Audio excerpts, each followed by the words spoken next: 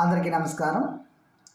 DSC psychology విభాగానికి సంబంధించి ఇప్పుడు మీకు ఒక అప్లికేటెడ్ బిట్ని పరిచయం చేయబోతున్నాను. Okay students, thank you.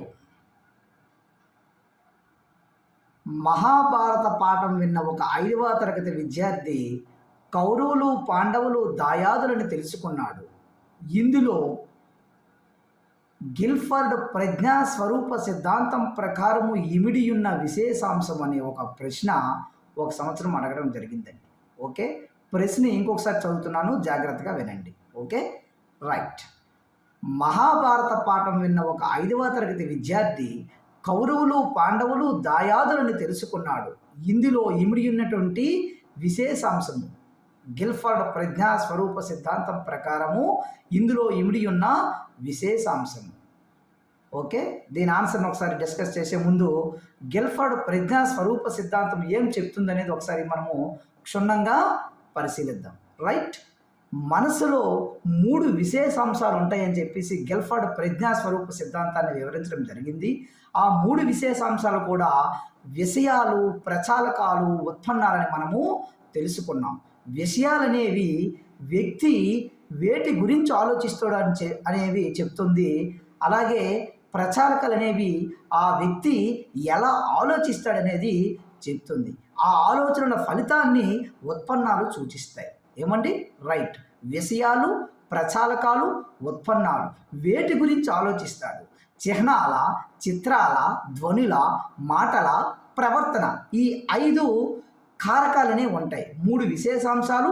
ఈ 3 విశేషాంశాల్లో ప్రతి దాంట్లో కూడా కొన్ని కారకాలు అన్నమాట.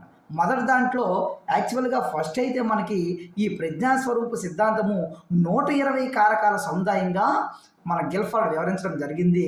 విషయాల్లో 4 కారకాలు, ఆ ప్రచాలకాల్లో 5 కారకాలు, ఉత్పన్నాల్లో 6 కారకాలు. 4 × 5 × 6 120 కారకాల సముదాయంగా ప్రజ్ఞాస్వరూప సిద్ధాంతాన్ని వివరించడం జరిగింది. దీనినే సవరించిన గిల్ఫర్డ్ ప్రజ్ఞాస్వరూప సిద్ధాంతం అనే పేరుతో 5 × 5 × 6. ఏంటి మాస్టర్ ఈ 5 6 అంటే? విషయాల్లో 5 కారకాలు, ప్రచాలకాల్లో 5 కారకాలు, ఉత్పన్నాల్లో 6 కారకాలు. 5 × 5 × 6 150 కారకాల సముదాయంగా ప్రజ్ఞాస్వరూప సిద్ధాంతాన్ని సవరించి తదుపరి కాలంలో చెప్పడం జరిగిందండి. ఈ 150 కారకాల సముదాయమే గిల్ఫర్డ్ ప్రజ్ఞాస్వరూప సిద్ధాంతము.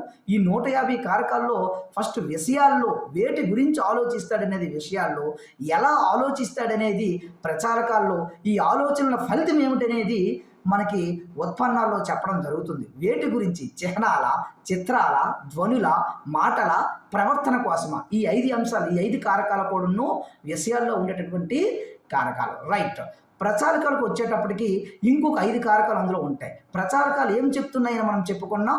ఎలా ఆలోచిస్తాడు? సమైక్య ఆలోచనగా, విభిన్నముగాన, స్మృత, సంజ్ఞానాత్మకత, మూల్యాంకనంగా ఎలా ఆలోచిస్తాడనేది మనకు ఒకసారి, ఎలా వ్యక్తి ఏ విధంగా ఆలోచిస్తాడు?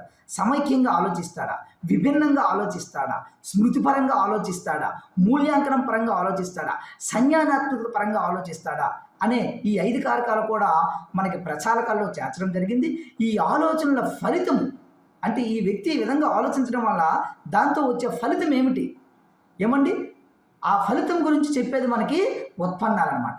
సంబంధాలు, పద్ధతులు, రూపాంతరాలు, అంతర్భావాలు, యూనిట్లు, వర్గాలు, ఇలా 6 కారకాలు మనకి ఉత్పన్నాలు అనేటటువంటి విశేషాంశాల్లో ఇమిడి ఉన్నాయి. మొత్తం 150 కారకాలు. ఓకే రైట్, ఇది గిల్ఫర్డ్ ప్రజ్ఞాస్వరూప సిద్ధాంతం కోసం క్షుణ్ణంగా మీకు చెప్పడం అనేది ఇప్పుడు జరిగింది. ఇప్పుడు మన ప్రశ్నకి వద్దాం. మన ప్రశ్న ఏంటి మాస్టారు? మహాభారత పాఠం విన్న ఒక 5వ తరగతి విద్యార్థి కౌరవులు పాండవులు దాయాదులని తెలుసుకున్నాడు. ఇందులో ఇమిడి ఉన్నటువంటి ప్రజ్ఞాస్వరూప సిద్ధాంతం ప్రకారం, గిల్ఫర్డ్ ప్రజ్ఞాస్వరూప సిద్ధాంతం ప్రకారం ఇమిడి ఉన్నటువంటి విశేషాంశం ఏంటి అని అడిగాడు. మీరు ఇక్కడ బాగా అబ్జర్వ్ చేయాల్సింది ఏంటంటే, కౌరవులు పాండవులు దాయాదులని తెలుసుకున్నాడు 5వ తరగతి విద్యార్థి మహాభారతం పాఠం విన్న తర్వాత. అంటే స్టూడెంట్ ఏం చేశాడు అక్కడ?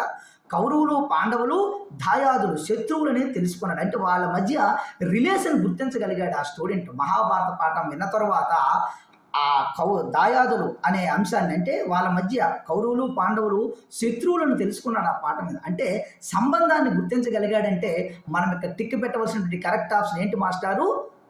ఉత్పన్నాలు is the correct answer. Okay, thank you, నమస్కారం.